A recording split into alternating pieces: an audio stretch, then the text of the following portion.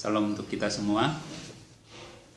Senang bisa menyapa semua alumni kita yang dimanapun saat ini, baik di Medan dan di luar kota Medan, di dalam kita menghadapi kondisi pandemi COVID-19.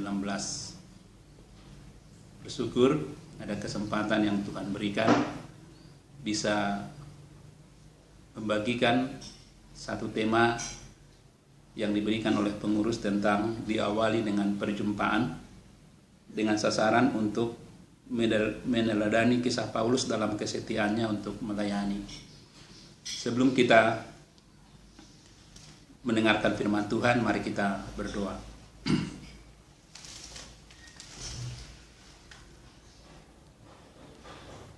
Bapa di surga, kami bersyukur di masa pandemi COVID-19 ini, kami percaya Tuhan tidak pernah meninggalkan kami. Tuhan tetap setia kepada kami. Pada saat ini kami menyerahkan kepada Tuhan, kami bisa belajar dari kebenaran firman Tuhan, secara khusus Tuhan untuk hamba-Mu Paulus, bagaimana dia setia melayani Tuhan. Kami menyerahkan kami semua alumni manapun kami yang ada di Medan, di luar kota Medan, dimanapun kami berada. Kiranya Engkau menolong kami pada saat kami bisa belajar dari kebenaran firman-Mu. Roh-Mu yang kudus yang sudah dimateraikan di hati kami, itulah yang menolong kami, mengajari kami, memimpin kami, sehingga kami mengerti akan firman-Mu. Dan firman-Mu yang kami dengarkan tidak sebatas kami dengar, tapi kami melakukannya dalam kehidupan kami. Terima kasih Bapak, berkati hamba-Mu untuk sharing pada kesempatan ini. Tuhan menolong, Tuhan mengurapi, sehingga bisa dengan pertolongan Tuhan bisa disampaikan kebenaran firman-Mu pada saat ini. Di dalam nama Tuhan Yesus kami sudah berdoa. Amin. Saudara-saudara yang dikasihi oleh Tuhan, kalau kita belajar dari seorang yang bernama Saulus yang menjadi Paulus, kita semua sangat familiar dengan topik ini. Tentang topik bagaimana hal melayani itu juga sesuatu yang bahagian hidup kita, karena kita adalah alumni yang sudah mengalami, alumni yang hatinya sudah diterangi, alumni yang sudah berjumpa dengan Tuhan Yesus ketika kita masih mahasiswa. Jadi konteks kita ini adalah konteks kita semua orang-orang yang sudah ikut terlibat di dalam pelayanan. Yang menjadi tantangan adalah apakah hati yang sama ketika kita masih di awal kita perjumpaan kita dengan Tuhan Yesus. Apakah itu masih terus kita miliki sampai hari ini? Setelah berjalan mungkin 5 tahun, 10 tahun, mungkin ada yang sudah 20 tahun, mungkin ada yang sudah mendekati 40 tahun setelah berjumpa dengan Tuhan Yesus. Ketika kita belajar tentang diawali dengan perjumpaan, belajar daripada seorang tokoh seperti Paulus, kita melihat bagaimana kehidupan Paulus sebelum berjumpa dengan Tuhan Yesus. Kita melihat bagaimana hati Paulus, satu sisi sebelum berjumpa dengan Tuhan Yesus, dia giat di dalam hal apa yang dia imani dalam konteks hukum Taurat. Dan bukan hanya itu, kalau kita membaca di dalam Kisah Rasul 8, setelah Stefanus dirajam dengan batu. Saat itu kita melihat ada seorang muda yang berdiri di sana, seorang Saulus yang masih muda. Lalu apa yang dilakukan oleh Saulus adalah sebelum berjumpa dengan Tuhan Yesus, bagaimana dia memiliki hati yang berkobar-kobar untuk mengancam dan membunuh murid-murid Tuhan, mereka yang berjalan di jalan Tuhan. Nah, ini kita lihat seorang Paulus di dalam pemahamannya bagaimana dia sangat menentang nama Yesus dari Nazaret itu. Inilah kegiatan yang dilakukan oleh Paulus. Dia banyak memasukkan orang kudus ke dalam penjara. Kemudian di rumah ibadat dia sering menyiksa mereka dan memaksanya untuk menyangkal imannya. Mari kita bayangkan seorang kaliber Paulus, kita melihat apa yang dia lakukan sebelum berjumpa dengan Tuhan Yesus. Ada satu gairah yang besar, ada satu semangat yang demikian luar biasa. Bagaimana dia menangkap, menyiksa, dan memaksa orang-orang yang percaya kepada Tuhan Yesus untuk menyangkali imannya. Dan ketika jemaat lari, kita lihat dengan amarah yang meluap-luap, dia mengejar sampai ke kota-kota asing. Inilah kehidupan Paulus sebelum dia berjumpa dengan Tuhan Yesus. Mari kita melihat dalam situasi itu, kita belajar ketika Saulus menerima surat daripada para imam dengan satu kuasa yang besar, dia pergi ke Damsyik. Semua kita sudah tahu sejarah Saulus, kita melihat, karena kita semua mungkin sudah melakukan penggalian, dan mungkin itu sesuatu hal yang sudah sangat familiar bagi kita, bagaimana kisah kehidupan daripada seorang Saulus. Lalu dengan kuasa itu dia pergi ke Damsyik. Tetapi apa yang terjadi? Ada sesuatu yang terjadi ketika dia di dalam perjalanan ke Damsyik. Kalau kita melihat dalam Kisah Rasul 9, dikatakan di sana, saya membacakan untuk kita. Kisah Rasul 9 dikatakan, dalam perjalanannya ke Damsyik, ketika ia sudah dekat kota itu, tiba-tiba cahaya memancar dari langit mengelilingi dia. Ia rebah ke tanah dan kedengarannya oleh suatu suara yang berkata kepadanya, "Saulus, Saulus, mengapakah engkau menganiaya aku?" Jawab Saulus, "Siapakah engkau, Tuhan?" Katanya, "Akulah Yesus yang kau aniaya itu."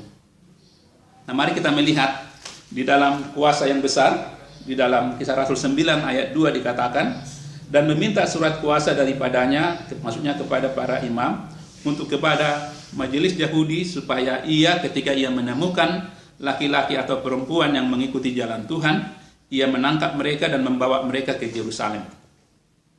Mari kita melihat bagaimana hebatnya, gairahnya, semangatnya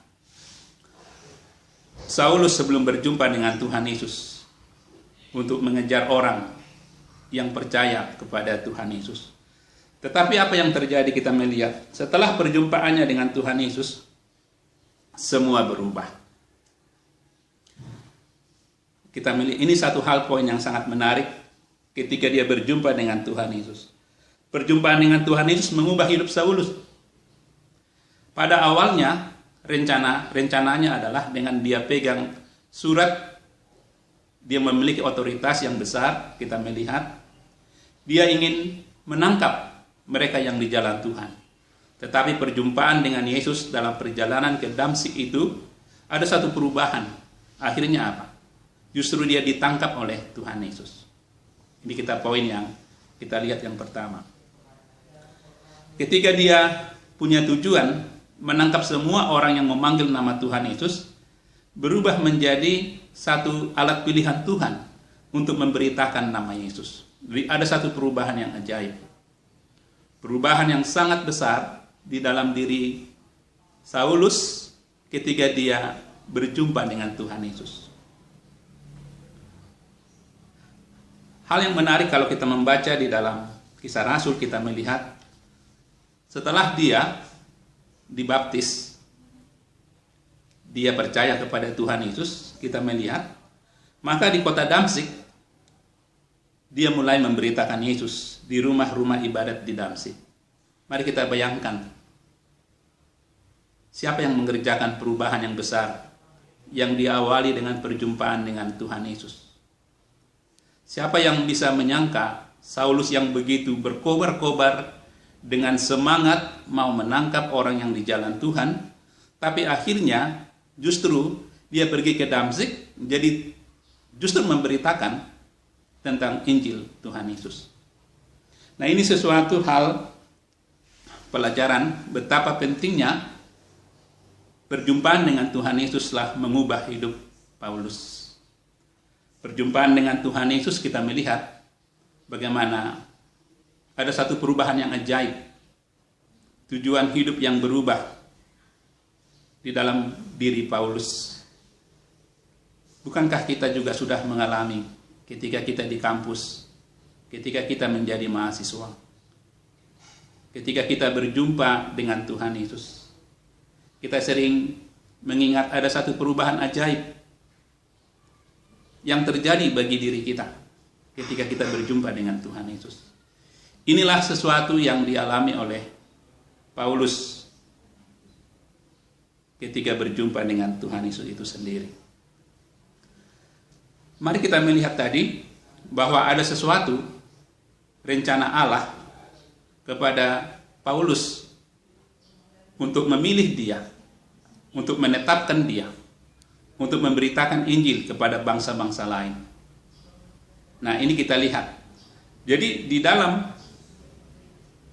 perjumpaan, dalam perjalanan ke Damsik itu kita melihat ada sesuatu yang mau Tuhan nyatakan, yang Tuhan inginkan kepada Saulus, yaitu dia menjadi alat Tuhan, pilihan Tuhan untuk memberitakan nama Yesus kepada bangsa-bangsa lain.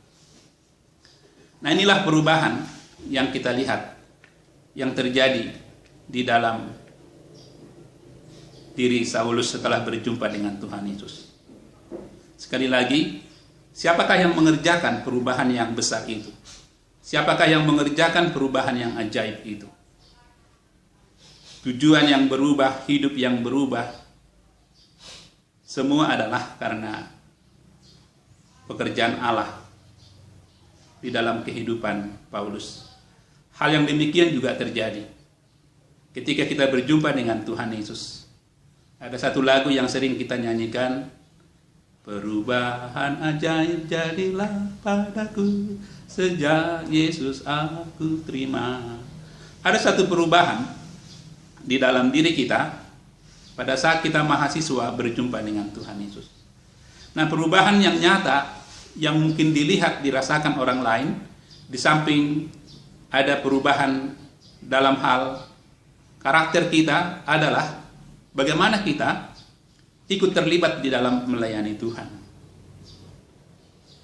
Hal yang sama juga kita melihat Paulus yang dipilih oleh Tuhan Yesus untuk melayani kepada bangsa-bangsa lain. Mari kita melihat bagaimana Saulus mengerjakan apa yang sudah Tuhan tetapkan kepadanya.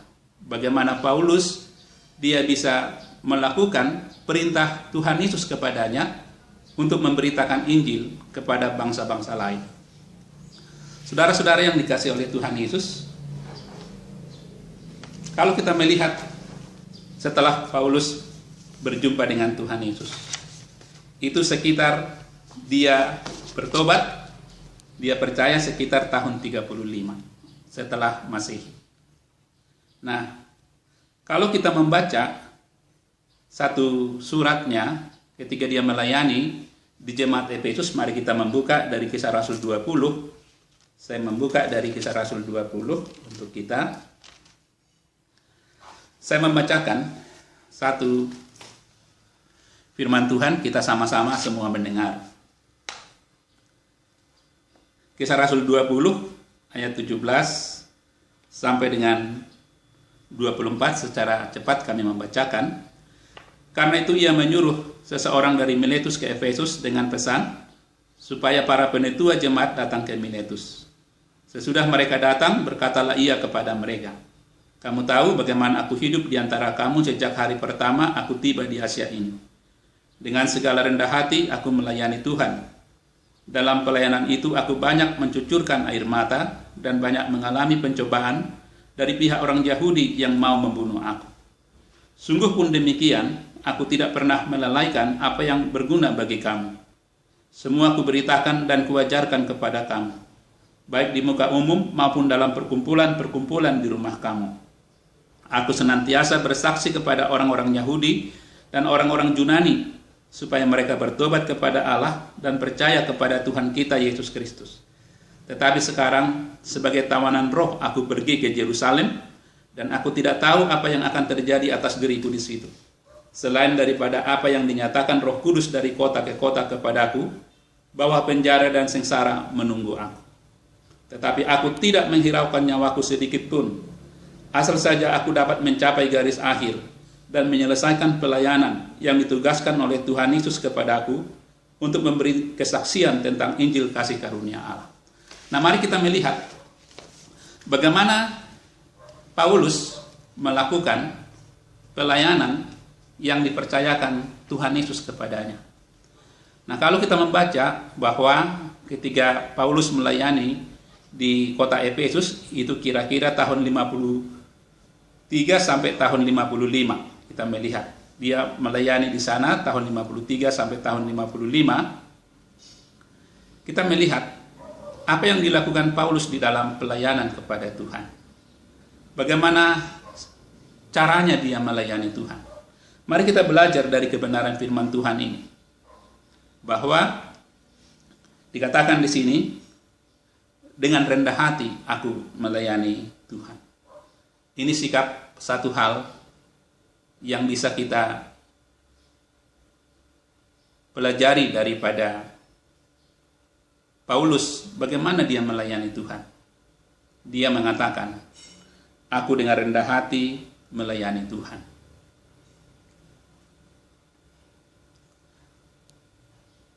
Paulus menyadari di dalam kehidupan pelayanannya,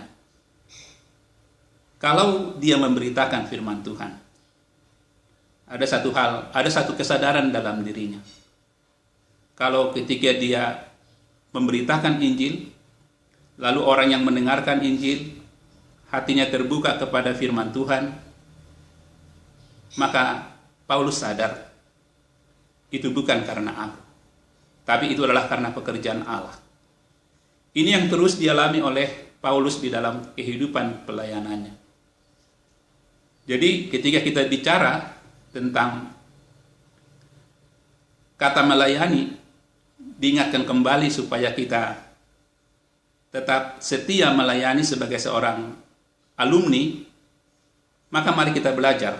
Ada satu kata kunci kita belajar dari Paulus. Dengan rendah hati dia melayani Tuhan.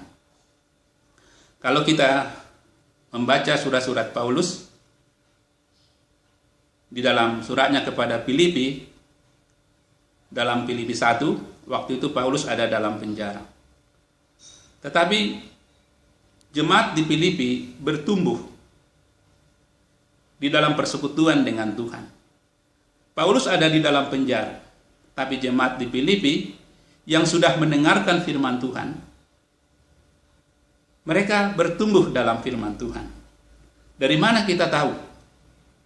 Jemaat ini, iman mereka bertumbuh dan mereka menunjukkan bagaimana mereka melayani Tuhan. Ini poin yang penting.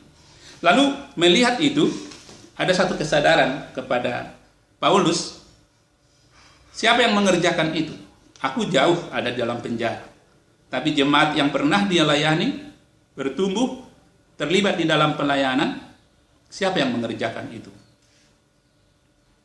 Maka Paulus menyadari, itu adalah karena Allah yang memulai, Allah yang mengerjakan. Ini poin penting bagi kita, mendengar kata melayani Tuhan. Jadi bukan karena diri kita. Nah, ketika kita belajar kepada Paulus, dampak perjumpaannya dengan Tuhan Yesus, bagaimana dia setia melayani Tuhan dari satu kota ke kota yang lain, dari satu tempat ke tempat yang lain. Mari kita melihat teladan dari Paulus. Ada satu kata, bagaimana sikapnya, hatinya di dalam melayani Tuhan. Hal yang kedua, kita melihat bagaimana kita melayani Tuhan. Mengapa kita melayani Tuhan? Di sini kita belajar apa yang dituliskan oleh Paulus, dikatakan Dalam pelayanan itu aku banyak mencucurkan air mata dan banyak mengalami pencobaan. Ada satu kata, banyak mencucurkan air mata. Yesus yang memilih Paulus. Kita melihat, kalau kita membaca di dalam 2 Korintus 5 ayat 14, sebenarnya apa yang mendorong kita untuk melayani? Di sana Paulus menuliskan kepada jemaat di Korintus. Baru-baru ini santapan harian kita adalah dari 2 Korintus. Di sana banyak kita melihat bagaimana pergulatan Paulus di dalam pelayanan kepada jemaat dan orang-orang yang lain. Kita melihat ada satu kata yang sangat menarik di dalam 2 Korintus 5 ayat 14, bahwa kasih Kristuslah yang mendorong dia untuk bisa melayani orang lain. Kasih Kristus yang dia sudah alami, kasih Kristus yang dia sudah terima itu. Bagi Paulus yang menyadari, mengenal dirinya, kalau kita membaca surat-surat Paulus dari satu surat kepada surat yang lain, Paulus sampai kepada satu titik kesadaran. Kalau membaca di surat kepada Timotius, kita melihat kesadaran bahwa apa yang dia lakukan sebelum berjumpa dengan Tuhan Yesus, satu kesadaran bahwa dia adalah seorang manusia yang berdosa. Bahkan di antara semua, akulah yang paling berdosa. Kalau kita membaca, kita melihat dari 2 Timotius, kita melihat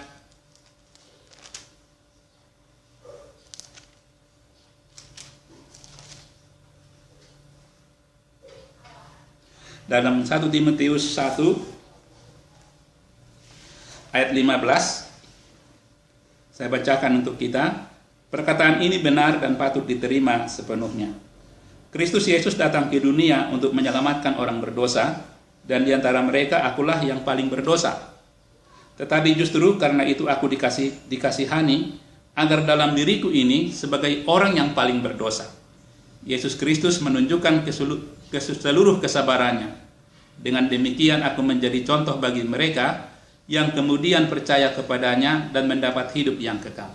Mari kita belajar bagaimana Paulus sampai pada satu titik kesadaran bahwa di antara semua dikatakan, akulah orang yang paling berdosa. Nah, kepada orang yang paling berdosa ini Tuhan Yesus menunjukkan kasih-Nya. Nah, mari kita belajar. Sebenarnya apa yang menggerakkan Paulus melayani Tuhan? Maka dikatakan, kasih Kristuslah yang menguasai aku. Saudara-saudara yang dikasih oleh Tuhan, ketika kita melayani Tuhan, pada saat kita mahasiswa, kalau kita teringat ke belakang, kita pasti semua ikut terlibat melayani Tuhan. Sekecil apapun kita lakukan pada saat kita melayani Tuhan. Sebenarnya, kalau kita ditanya, apa yang mendorong kita melayani Tuhan? Maka secara umum kita mengatakan, karena kita sudah dikasihi oleh Allah. Ada satu lagu yang sering kita nyanyikan, melayani, melayani lebih sungguh. Melayani, melayani lebih sungguh. Dan seterusnya. Mengapa kita melayani? Karena Allah dahulu melayani kita, mengasihi kita. Nah, inilah yang dikatakan Paulus ketika dia melayani jemaat yang ada di kota Efesus. Kita lihat tadi dalam Kisah Rasul 20 tadi. Jadi kembali kita ke Kisah Rasul 20. Jadi di sini kita belajar mengapa ya seorang Paulus sampai mencucurkan air mata. Apa dibalik daripada perkataan Paulus ini? Dikatakan lagi dalam Kisah Rasul 20 ayat 31, saya bacakan untuk kita semua. Sebab itu berjaga-jagalah dan ingatlah bahwa aku 3 tahun lamanya siang malam dengan tiada berhenti-hentinya menasihati kamu masing-masing dengan mencucurkan air mata. saudara yang dikasih oleh Tuhan, mari kita merenung. Saya melihat apa yang membuat Paulus sampai mencucurkan air mata adalah karena kasihnya kepada mereka.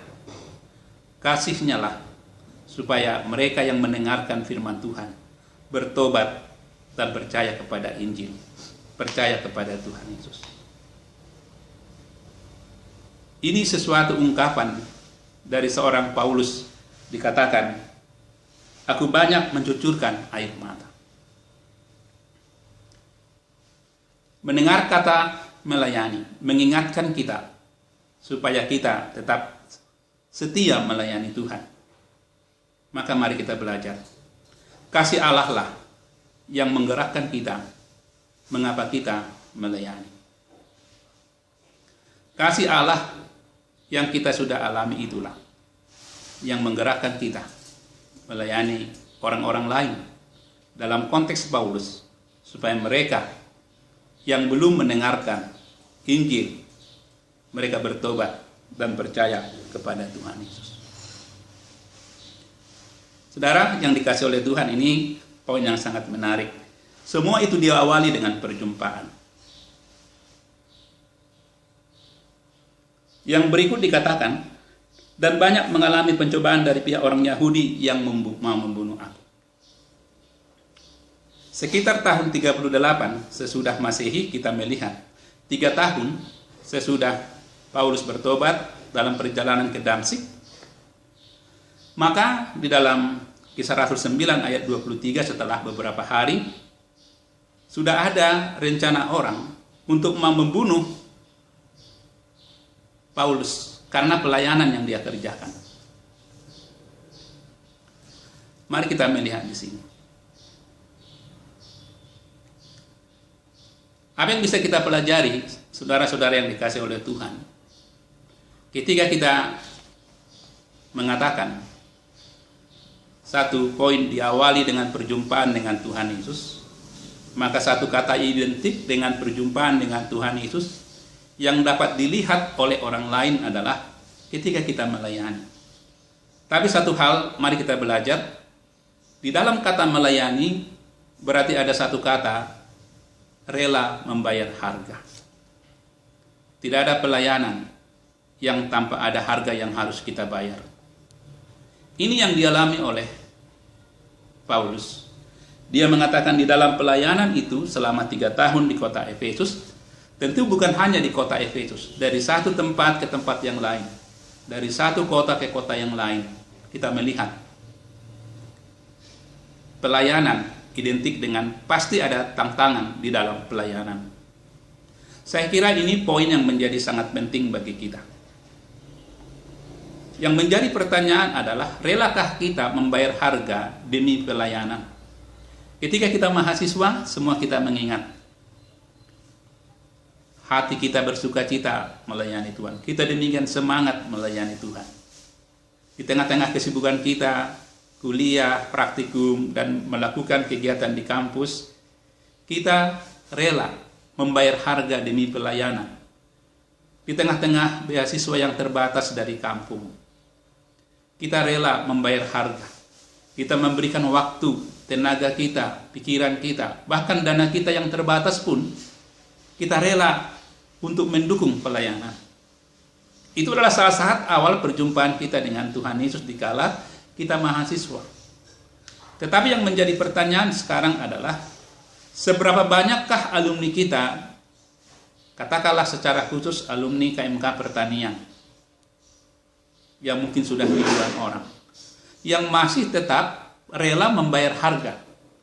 Dalam konteks adalah rela membayar harga, artinya kalau kita belajar kepada Paulus, dia tidak mundur karena tantangan yang dihadapi.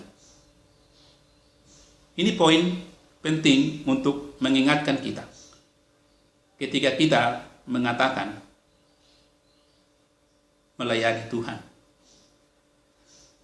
Saya membaca kepada kita, kepada suratnya ke 2 Korintus, yang dituliskan oleh Paulus tahun 55 sesudah Masehi. Saya membacakan kepada kita bagaimana Apa yang dialami oleh Paulus di dalam melayani Tuhan? Saya membacakan kepada kita 2 Korintus 5 ayat 11, beberapa dari firman Tuhan saya bacakan untuk kita. Apa yang dialami oleh Paulus? Saya membacakan seperti ini. Ayat 23, apakah 2 Korintus 5 ayat 23 sampai 27, tapi tidak harus semua dibaca. Apakah mereka pelayanan Kristus? Aku berkata seperti orang gila, aku lebih lagi. Aku lebih banyak berjerih lelah, lebih sering di dalam penjara, didera di luar batas, kerap kali dalam bahaya maut. 5 kali aku disesah orang Yahudi, setiap kali 40 kurang 1 pukulan. 3 kali aku didera, 1 kali aku dilempari dengan batu. 3 kali aku mengalami karam kapal. Sehari semalam aku terkatung-katung di tengah laut. Dan seterusnya. Bisa kita baca. Saudara yang dikasih oleh Tuhan, mari kita belajar. Ketika berkata melayani, adakah kita rela membayar harga? Ini bukan sesuatu yang mudah. Kalau kita bandingkan, Paulus mengatakan, aku ini seorang pelayanan Kristus. Aku seorang pelayan Kristus. Melayani berarti kita mengatakan, aku ini seorang pelayan Kristus. Melayani berarti rela membayar harga. Memang kalau kita membandingkan diri kita dengan Paulus, tentu sangat jauh ya. Mungkin tidak harus kita bandingkan seperti kita dengan Paulus yang demikian hidupnya untuk Tuhan melayani. Tetapi mungkin kita melihat orang-orang di sekitar kita. Kita mungkin mendengar teman-teman seangkatan kita yang sudah menjadi alumni. Kita mungkin bisa mendengar berapa orang dari satu angkatan kita yang sudah pernah ikut melayani, ikut kelompok kecil, ikut dibina. Yang kita dengar kesaksiannya. Oh, dulu dia demikian semangat melayani, tapi sekarang kita tidak tahu di mana dia. Tahu saya dulu kita bandingkan dengan seorang Paulus, tapi mari kita melihat orang-orang di sekitar kita. Berapa orang yang masih rela membayar harga? Ini menjadi tantangan kepada kita. Saudara yang dikasih oleh Tuhan, Paulus mengatakan, dan dia membagikan apa yang dia alami ketika melayani Tuhan. Bagi Paulus ini tidak terlalu susah. Karena apa? Karena dia mengalami sendiri. Tentu kalau kita mengalami tidak susah kita menyampaikan apa yang kita alami. Ini yang dikatakan oleh Paulus. Dia mengatakan, aku lebih banyak berjerih lelah. Aku lebih sering di dalam penjara. Mungkin kita enggak persis sama seperti Paulus. Kita nggak pernah di penjara, kita mungkin belum pernah didera, bahkan dilempari dengan batu, mungkin belum pernah juga mengalami kapal karam di dalam pelayanan. Semua itu Paulus yang mengalami, tapi minimal mari kita menguji diri kita sendiri. Apakah saya ini sudah rela membayar harga di dalam pelayanan? Dalam pengertian, apakah mundur tidak? Melayani karena tantangan. Ini bukan sesuatu yang mudah. Ya, kita semua mengalami sebagai alumni. Dari seluruh alumni kita semua hampir bekerja di dunia sekuler. Dari beberapa alumni kita tahu yang memilih panggilannya jadi full timer. Apakah kita di sekuler atau full timer? Kita sama-sama menghadapi tantangan di dalam pelayanan. Tapi masalahnya adalah, apakah kita mundur karena tantangan dan tidak lagi melayani Tuhan? Ini menjadi pertanyaan kepada kita sebagai seorang alumni. Saya tidak tahu sudah berapa lama kita melayani Tuhan. Saya tidak tahu di antara kita yang akan mendengarkan khotbah ini, berapa orang di antara kita yang sudah suam-suam kuku di dalam pelayanan? mari kita melihat, tidak mudah. Mungkin kita mengatakan, hanya untuk bertahan saja pun, untuk tidak tergerus dengan dunia ini, itu pun susah, apalagi melayani. Tapi saya percaya, sebahagian besar dari kita yang ada di grup alumni Fakultas Pertanian adalah yang tetap memiliki hati melayani, yang sudah mengetahui secara pikiran bahwa melayani itu harus rela membayar harga. Tetapi memang tidak semudah mengatakan ini. Tapi saya percaya, siapapun kita, berapa lama pun kita sudah melayani Tuhan, tidak ada seorang pun kita ketika kita melayani yang lepas daripada tantangan. Tapi masalahnya adalah, tantangan apa yang membuat kita tidak melayani? Kalau Paulus adalah karena dia memberitakan Injil, dia dipenjara karena berita Injil. Atau sebaliknya, kalau kita sebagai seorang alumni, jangan-jangan kita tidak melayani. Karena apa? Karena hidup kita mulai tergerus dengan arus zaman ini. Akhirnya apa? Lama-kelamaan hati nurani kita ditumpulkan, sehingga waktu kita habis dan hati yang melayani yang kita miliki sebelumnya mulai terguras. Akhirnya kita tidak melayani lagi. Mungkin kalau di-share satu persatu. Misalnya kalau ada kesempatan, ya mungkin kita membagi kesaksian pribadi kita. Kira-kira apa sih tantangan yang kita hadapi saat ini sehingga kita tidak melayani Tuhan? Apa situasi yang sedang kita hadapi sehingga kita sekarang suam-suam kuku? Atau sebaliknya, apa sih kuncinya sehingga seseorang yang kita lihat, sekali lagi tak usah dulu bandingkan dengan seorang pribadi Paulus yang demikian hidupnya, yang pasti berbeda dengan kita, yang waktunya semua adalah untuk melayani Tuhan. Sehingga mengapa ya seseorang itu masih terus melayani sampai hari ini? Bukan berarti apakah dia tidak punya tantangan? Pasti mempunyai tantangan. Saudara yang dikasihi oleh Tuhan Yesus, mari kita melihat kebenaran firman Tuhan yang luar biasa ini. Ya, jadi mari kita belajar. Lihatlah orang-orang di sekitar kita. Mengapa dia masih tetap setia melayani? Maka kita melihat ada satu hal poin. Dia rela membayar harga. Bagi kita sekarang, mungkin seperti suratnya Paulus kepada anak rohaninya di akhir hidupnya sekitar tahun 67-68 dalam 2 Timotius. Mengapa seseorang yang dahulu melayani sekarang tidak melayani?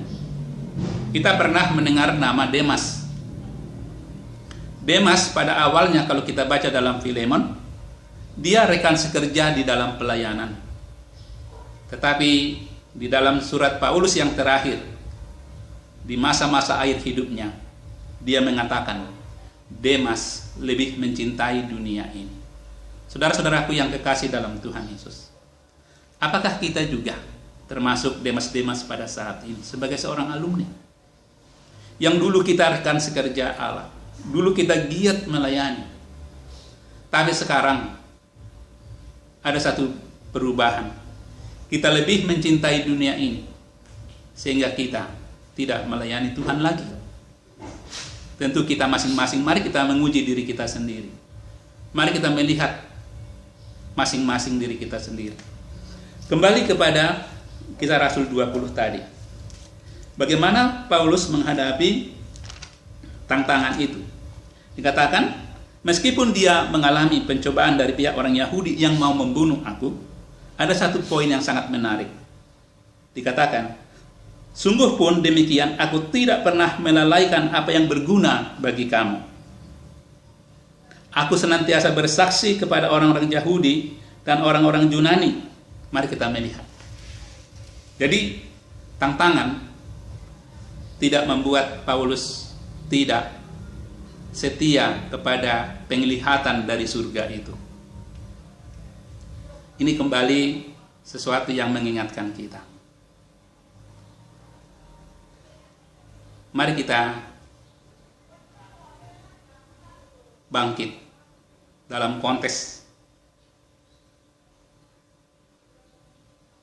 tidak mundur untuk tetap melayani Tuhan. Dan inilah yang diungkapkan Paulus. Dia mengatakan dia tetap setia.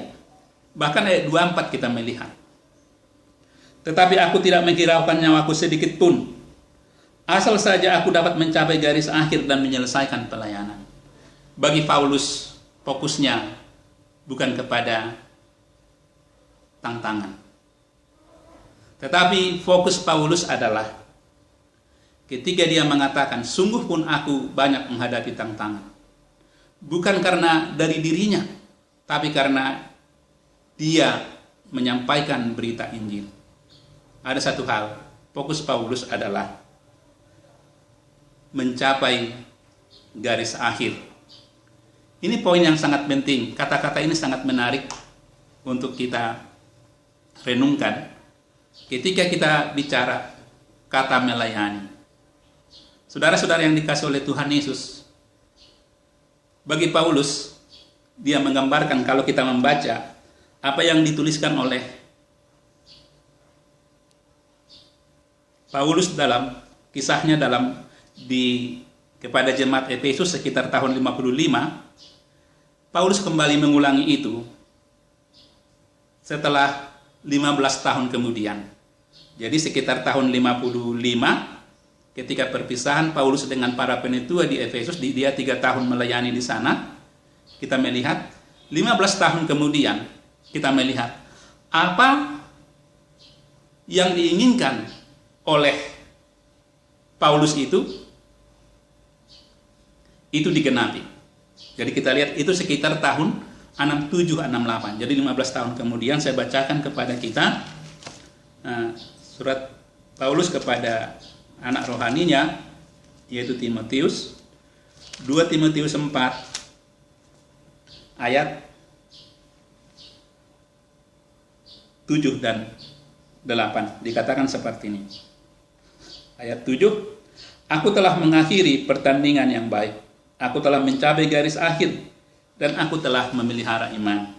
Sekarang telah tersedia bagiku mahkota kebenaran yang dikaruniakan kepadaku oleh Tuhan, hakim yang adil pada harinya, tetapi bukan hanya kepadaku, melainkan juga kepada semua orang yang merindukan kedatangannya. Saudaraku yang kekasih dalam Tuhan Yesus, ini teladan yang demikian sangat penting untuk kita ikuti. Tahun 55 ketika perpisahan tadi, saya ulangi, dengan para penetua yang ada di Efesus. 13 tahun kemudian, ketika dia menuliskan surat kepada anak rohaninya, surat yang kedua Timotius, bagi Paulus tidak sekedar kata-kata. Ini menarik. Semua kita bisa mengatakan, aku mau setia melayani Tuhan. Mungkin dengan kata-kata itu gampang, tetapi buktinya bagaimana? Paulus kita melihat fokus bukan kepada masalah, tetapi dia fokusnya adalah aku mau menyelesaikan pertandingan dengan baik. Itu yang diungkapkan tahun 55 sesudah Masehi kepada para penetua di Efesus. Asal saja aku dapat mencapai garis akhir. Asal saja aku dapat mencapai garis akhir. Saudaraku yang kekasih dalam Tuhan Yesus, Paulus menggambarkan dirinya seperti dia mungkin memahami ketika ada mencapai garis akhir seperti ada suatu pelarian. Dan pelarian ini adalah pelarian bukan jarak pendek, tapi pelarian yang sangat panjang sekali. Lari maraton. Mungkin bagi Paulus dengan melihat itu, dia menggambarkan dia seperti seorang pelari. Tentu seorang pelari berlari adalah untuk mencapai garis akhir. Tapi ini tidak mudah. Kita melihat, bagi saya, mengatakan aku mau setia Tuhan, gampang mengatakannya. Tetapi mempraktekkannya, menghidupinya, itu tidak gampang. Saudaraku yang kekasih dalam Tuhan Yesus, kita belajar sekitar tahun 35 Saulus dibaptis, dia percaya, ditangkap oleh Tuhan. Ada hampir 33 tahun atau 33 tahun waktunya dia melayani yang Tuhan berikan kepadanya. Satu kurun waktu yang sangat panjang. Ada satu hal, sampai kepada finish, menyelesaikan berlari sampai ke finish. Ini tidak mudah.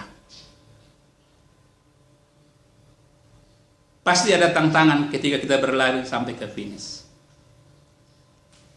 Kita mungkin pernah mendengarkan ada lari maraton Tambora yang siang malam yang sejauh 300 sekian kilometer. Kalau maraton tentu sekitar 42 kilometer. Tapi berapa jauh pun jarak kita berlari, maka tujuan seorang pelari adalah sampai ke garis finish. Dalam bahasa sederhananya, memulai pelayanan belum tentu mengakhiri dengan finishing well. Ini menarik untuk kita renungkan dalam kehidupan kita sebagai seorang alumni. Mungkin di awal dia masih berlari dengan baik. Di tengah-tengah sudah mulai lemas, akhirnya tidak berlari lagi.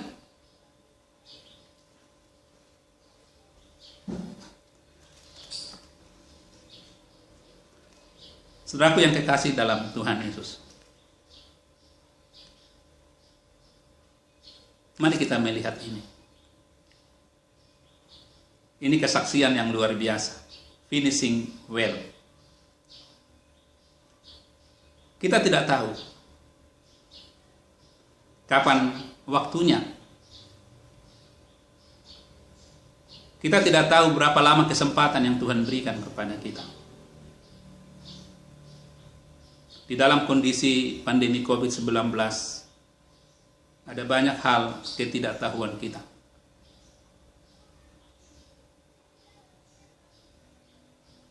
Mari kita di dalam ketidaktahuan akan masa depan, mari kita belajar.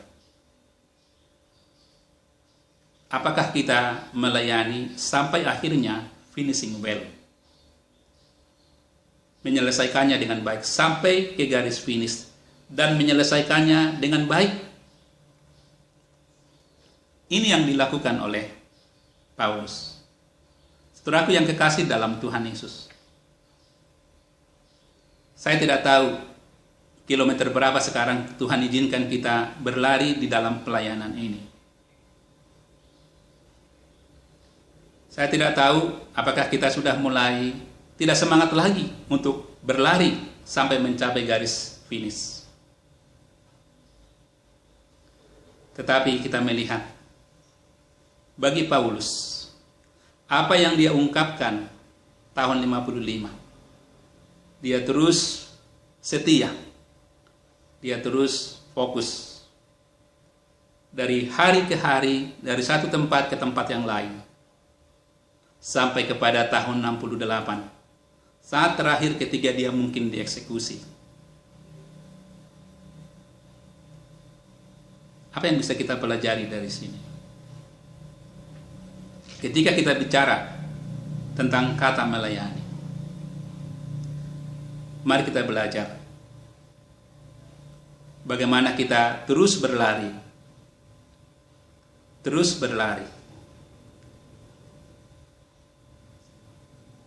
sampai ke finish. Ini poin penting kepada kita. Sekali lagi, ini tidak mudah. Karena ketika kita berlari di dalam pelarian untuk melayani Tuhan, apapun bidang pekerjaan kita, dimanapun kita sekarang melayani,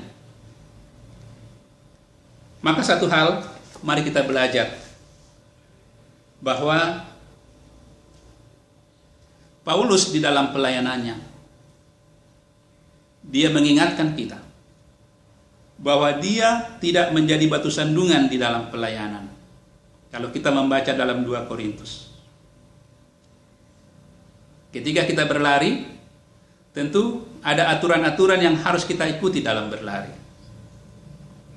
supaya kita terus bisa berlari dari satu langkah ke langkah yang lain. Kapankah finish? Dimulai ketika langkah pertama kita berlari. Tapi ketika kita melangkah dari satu langkah ke langkah yang lain, kita berlari di dalam konteks pelayanan karena kasih Allah yang memenuhi hati kita. Maka satu hal, ada satu kesaksian Paulus di dalam pelayanannya, dia belajar untuk tidak menjadi batu sandungan sehingga pelayanannya menjadi tercela. Apa poin di balik ini yang bisa kita pelajari? Bahwa kalau kita mengatakan kita melayani, maka satu hal, kalau Paulus mengatakan di dalam 2 Korintus kita melihat tidak menjadi batu sandungan. Ia tidak menjadi batu sandungan. Saya melihat dari 2 Korintus, coba kita lihat, tidak menjadi batu sandungan.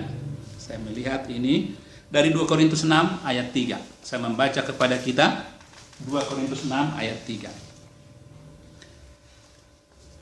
Dalam hal apapun kami tidak memberi sebab orang tersandung, supaya pelayanan kami jangan sampai dicela.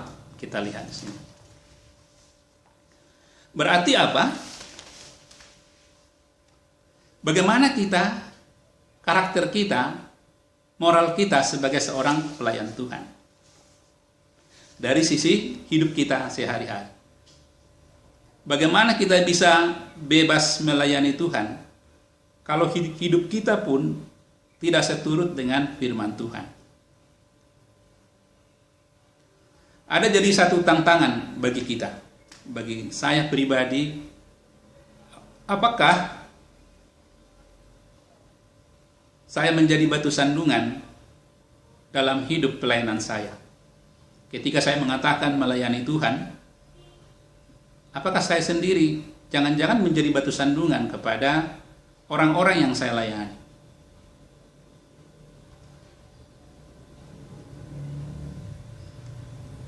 Ini apa yang dibagikan oleh Paulus kepada kita,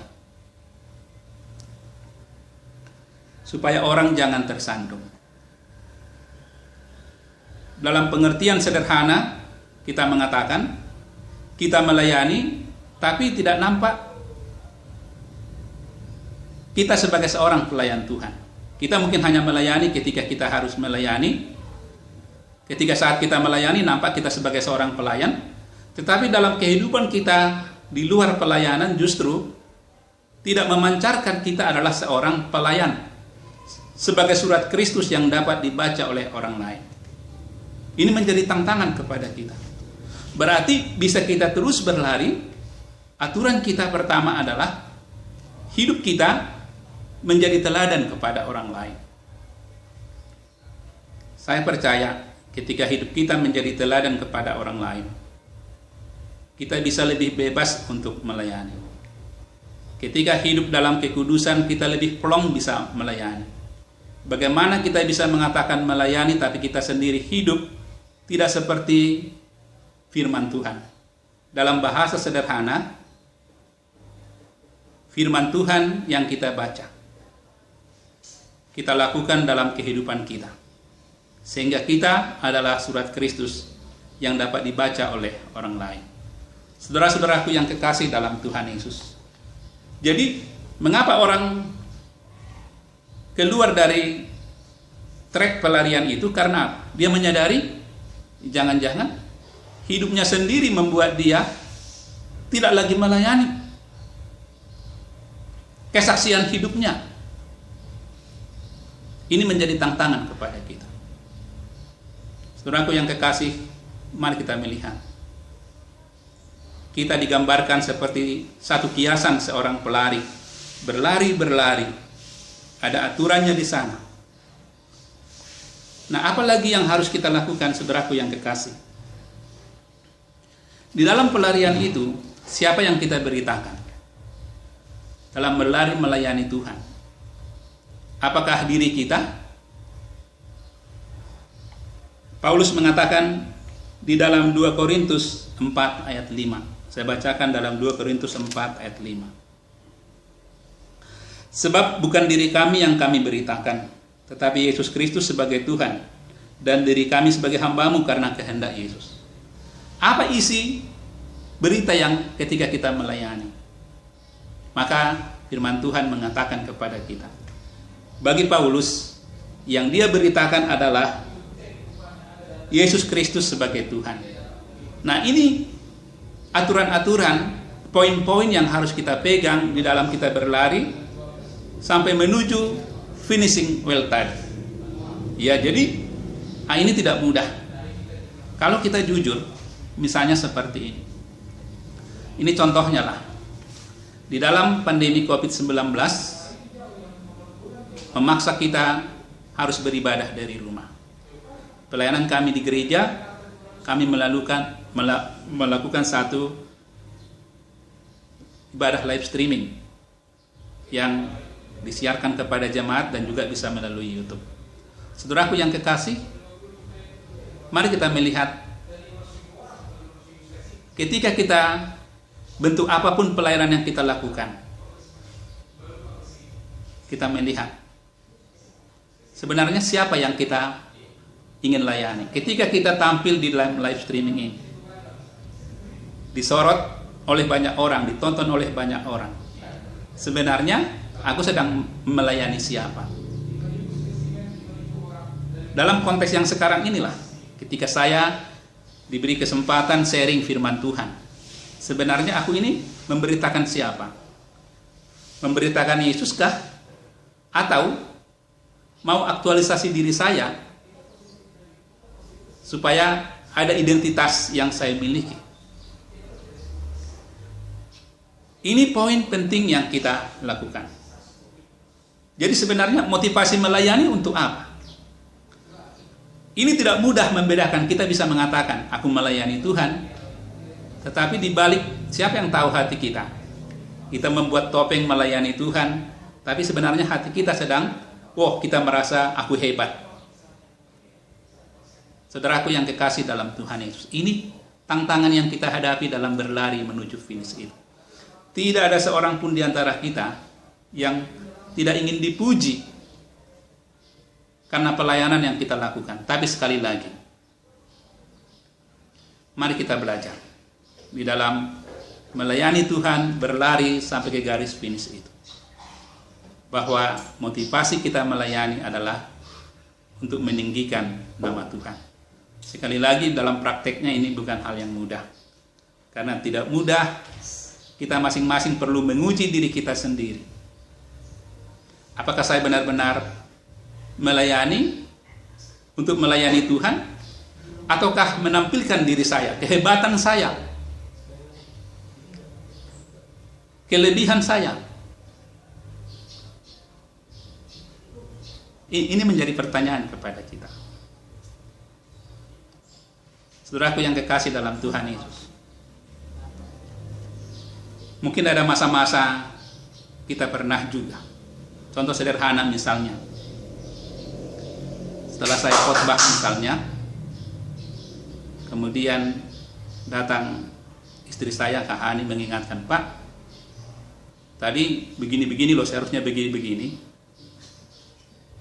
Apa yang respon saya adalah, pertama, saya senang ketika dipuji, ya, aku diberkati dengan khotbahnya, Pak. Tetapi tidak siap menerima ketika ada kritikan, ketika kita ada sesuatu dikoreksi di dalam pelayanan. Artinya apa? Kita semua, tanda kutip, ada satu tanda kutip, ingin dipuji, siapapun pasti senang dipuji. Tidak siap menerima kritik. Di dalam pelayanan, mari kita belajar, ketika kita berlari menuju garis akhir, bagaimana kita menyelesaikan itu. Mari kita belajar apa motivasi kita melayani. Jadi tadi kita terakhir, apa motivasi kita melayani? di dalam kita berlari sampai ke finish. Berlari sampai ke finish, bagaimana Paulus sampai kepada finishing well? Ada satu hal, apa kata kuncinya? Paulus mengatakan di dalam Filipi 3 ayat 10. Dia mengatakan seperti ini. Yang ku kehendaki ialah mengenal Dia dalam kuasa kebangkitannya dan dalam persekutuan dalam penderitaannya, di mana aku menjadi serupa dengan Dia dalam kematiannya. Ini kita melihat surat Filipi ini dituliskan oleh Paulus sekitar tahun 61. Berarti sekitar 26 tahun setelah dia bertemu dengan Tuhan Yesus. Kata kunci kita melihat, melayani tidak mudah. Mengapa Paulus bisa bertahan? Bahkan di dalam 2 Timotius 1 ayat 12 dalam akhir hidupnya, dia mengatakan, karena aku tahu kepada siapa aku percaya. Bagi Paulus, ada satu kata kunci. Belajar terus mengenal Kristus.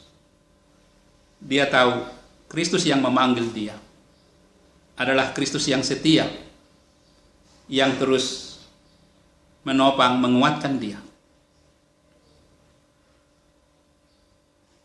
Sehingga dia bisa sampai ke akhir garis finish.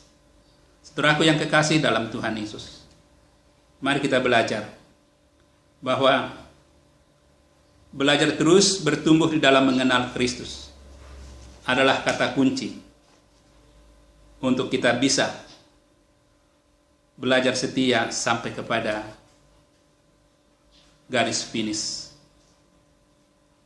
Bahwa Kristus yang sudah memanggil Paulus adalah setia, menopang, menguatkan dia sampai menyelesaikan pertandingan. Dan itu juga menjadi teladan bagi kita. Bagaimana kita di dalam pengenalan kita kepada Kristus? Saya melihat kata kunci bisa terus setia dari waktu ke waktu sampai kita menyelesaikan pertandingan. Kapan waktu yang Tuhan masih berikan kepada kita?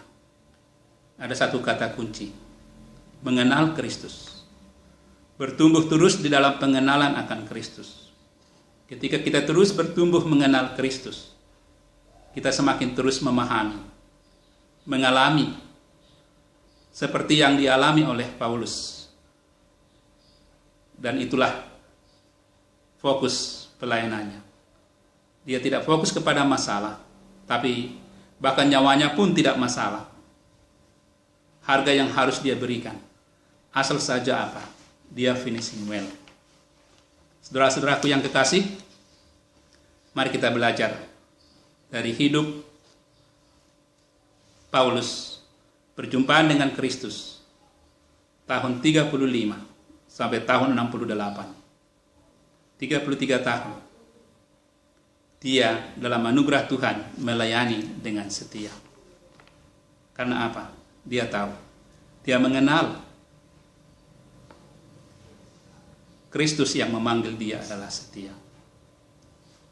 Kiranya kita juga bisa terus dimotivasi untuk bisa setia melayani Tuhan.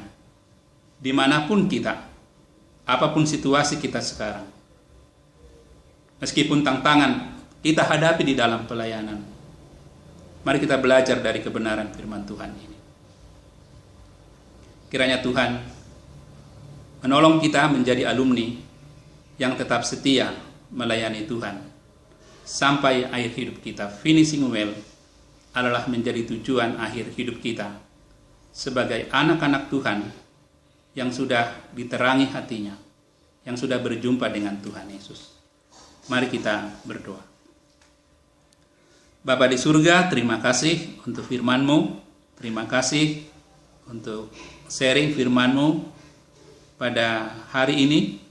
Kami memohon supaya kami sebagai alumni, Kau melihat kami sebagai alumni dimanapun kami, kondisi kami, situasi pelayanan kami. Engkau melihat, kami memohon kepada Tuhan supaya hati di awal ketika kami berjumpa dengan Tuhan Yesus. Hati yang demikian sukacita melayani Tuhan boleh terus terpelihara sampai hari ini untuk bisa tetap melayani Tuhan. Itulah menjadi komitmen kami kepadamu. Bapa, kiranya Roh-Mu yang kudus menolong kami. Engkau membakar hati yang suam-suam untuk kembali semangat melayani. Engkau memelihara hati yang terus terpelihara untuk melayani Tuhan dari hari ke hari. Kami semua serahkan kepada Tuhan seluruh alumni kami. Bagi yang sudah undur ya Tuhan, kami memohon Engkau mengasihi mereka, menjenguk mereka ya Tuhan, untuk kembali kepada kasih yang awal itu. Terima kasih Bapa di surga, di dalam nama Tuhan Yesus. Amin.